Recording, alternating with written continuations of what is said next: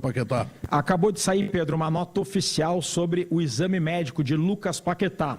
Abre aspas. O atleta Lucas Paquetá passou nesta terça por exame de imagem que confirmou lesão muscular na região posterior da coxa esquerda. O jogador seguirá um protocolo de tratamento intensivo acompanhado pela equipe médica da seleção brasileira, visando sua recuperação e retorno às atividades no menor tempo possível. Eu vou começar pela boa notícia. Não há lesão envolvendo Casemiro, que era uma preocupação.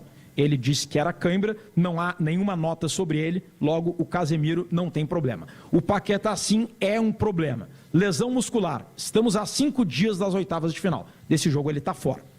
Das quartas de final, se o Brasil avançar... Não, ele muito provavelmente poderá estar fora da Copa, inclusive. É possível, é possível. Aí alguém pergunta, mas por que não vai embora para o Brasil? Porque você não pode mais trocar nem por atestado médico. A última data para isso era 12 de junho, um dia antes da estreia. Então ele fica aqui tratando para ver o que acontece. A CBF não divulgou o grau da lesão e isso eu e o Gabardo estamos buscando detalhes a partir de agora. Mas, por exemplo, estamos a 11 dias das quartas de final. É difícil pensar no Paquetá em 11 dias. Lesão muscular. Mas da semifinal, estamos a 15 dias. Uma lesão muscular grau 1 pode ser recuperada em 15 dias. Estamos a 19 dias da final.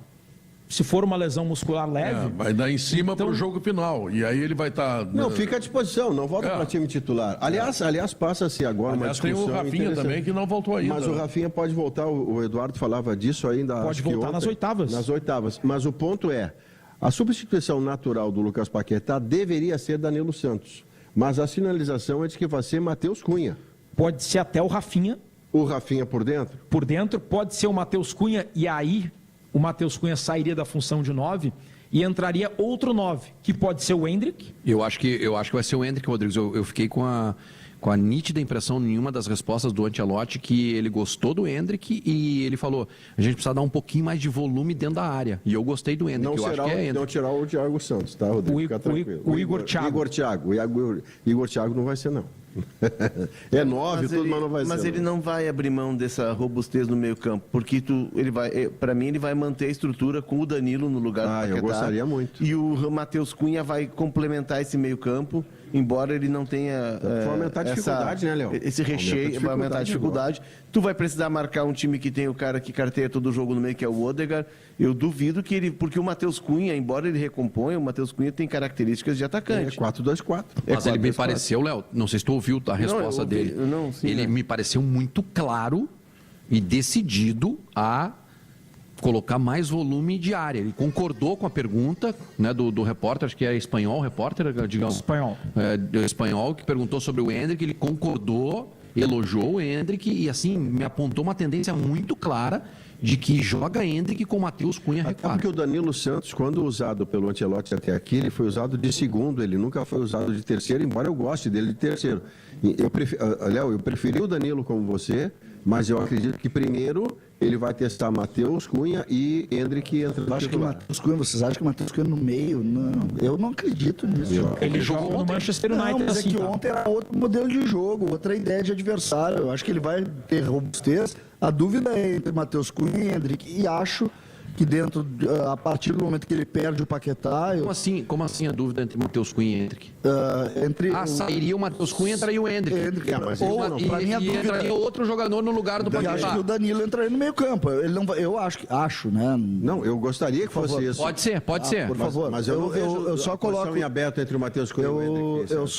Eu acho que tá para Matheus Cunha. Ele ontem ele daria, se não tivesse perdido o Paquetá como perdeu, talvez a leitura do Vaguinho, eu fiz a mesma leitura na hora que o Vaguinho ouviu, eu estava do lado dele, a gente fez uma leitura muito parecida. Ele deu força para o Endrick em razão... Claro. O Matheus Cunha é um jogador que sai muito dali, sai muito do espaço e acaba facilitando a vida dos zagueiros. E a partir do momento em que ele perde o Paquetá, eu acho que ele vai de Matheus Cunha ainda e o Endrick vira a solução depois. O Matheus Cunha é 9 na seleção brasileira, tá? No Manchester United, o Matheus Cunha é meia esquerda. Mas aí Se o Matheus Cunha jogar na vaga do Paquetá, ele vai estar jogando mais perto do que joga no Manchester United do que vinha jogando como 9 na seleção. Tu não concordou comigo, César? Eu concordo. Não com a leitura que tu fez ontem, eu concordo. Tá, mas a leitura... De que o Endrick seria o titular, mas no meio do caminho ele perdeu um jogador. Como no meio do caminho ele perdeu um jogador? O Paquetá era jogador dele, hoje ele não é mais. Né? Não, mas para mim já estava claro que ele sabia que não ia ter o Paquetá. Quando ele vai para a coletiva, ele já pensa no volume dentro da área, sabendo que ele não tem mais o Paquetá. Eu não peguei por aí. E aí eu fiz uma leitura de que o Matheus Cunha recuaria. Tu tem uma outra leitura de que poderia ser um outro jogador no lugar do Paquetá. Mas nós estamos falando de coisas diferentes. O que, é que a gente gostaria e o que, que o Ancelotti, com a cabeça dele, com o que ele vem fazendo, faria. E aí entra o Matheus Cunha no meio. O desenho do jogo do Japão é Eu já vou sair aqui só porque eu dei espaço aqui para o Rodrigo. Ontem, na entrevista coletiva, o Ancelotti admitiu Martinelli como 8. Ele abriu essa possibilidade. Aí acho que tem um problema de armadilha. Ou mantém o tripé, concordo com o Léo. Danilo seria o substituto imediato. O Brasil não pode perder força no meio campo, ainda mais com o Casemiro meio descontado, não podendo tomar cartão, porque senão fica fora das quartas de final. Mas não dá para espantar se ele botar o Matheus Cunha como meia, no modelo brasileiro, liberando, como libera o Vini Júnior, também no lado direito lá com o Ryan... Gente, fica frágil. É que ontem o desenho do jogo era de um Japão que baixou todas as linhas e deu a bola para o Brasil. Então tu precisava de mais volume ofensivo, tu precisava desse recheio na área. A Noruega não vai jogar com as linhas tão baixas como o Brasil, vai se defender, é claro. E tem armador e dois caras em quem a bola vai chegar. Que tem uma construção para fazer a bola chegar nesses dois caras, ele vai precisar de robustez no meio. Pode ser que se discuta Matheus Cunha e Endrick, pode, mas também tu perde robustez porque o Matheus Cunha... ele é o cara que recompõe muito. O centroavante da seleção, naquela ideia do Ancelotti que a gente viu contra a Escócia, é o Vini Júnior.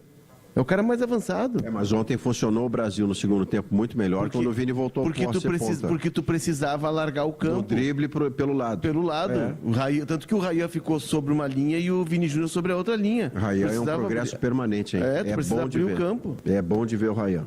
Eu estou recuperando aqui uma declaração do Martinelli na entrevista que eu fiz com ele na zona mista. Ele disse assim: no Arsenal eu também faço essa função, mais centralizado. Ontem o mister conversou comigo e disse que gosta que eu jogue nessa área central no campo, ajudando na marcação com intensidade. Não dá para descartar, na minha avaliação, o Martinelli entrando na vaga do Paquetá, revezando com o Matheus Cunha. Ora o Matheus Cunha vira 9, falso 9, e o Matheus Cunha recua. Ora inverte, o Matheus Cunha fica de 9 e o Martinelli recua. Olha, o leque é muito grande de possibilidades. Se for o Martinelli, tudo bem. Aí joga um Martinelli, que é um cara que ontem mostrou que é forte, que pode fechar lá. Agora, o Matheus Cunha com o Endrick, o Cunha também é forte. Não, mas não para isso. Mas é isso que tá. Ele não vai deixar o Endrick, é um cara que ele já entendeu que a recomposição dele ainda não está desenvolvida. Ele não vai abrir mão do Cunha ali. Então vai ser Cunha. E aí a dúvida é Danilo ou Martinelli. Ele precisa proteger Casemiro, ele precisa proteger Danilo, ele precisa proteger Douglas Santos, que se ele vai manter o Matheus Cunha, então a resposta dele não serviu para nada. Então, a gente não vai levar em consideração a resposta dele, porque justamente a resposta dele é de que ele entende que o Brasil precisa de mais volume dentro da área. Ele vai manter o Matheus Cunha, então ele está dizendo uma coisa e está fazendo outra. Mas aí mudou o adversário, né? Não é um time que vai fazer aquela retranca monumental. Mas ele sabe disso, né, Pedro? Mas o Matheus Cunha não sai de um jeito ou de outro. O Matheus Cunha é o cara que está fazendo o gol, que está ajudando... Não, pode sair. Tem 4 gols na Copa. Não, mas de todos esses jogadores do meio para frente aí... 4? Mas não é na nossa cabeça, na cabeça do... 3 gols. É na cabeça do Ancelotti.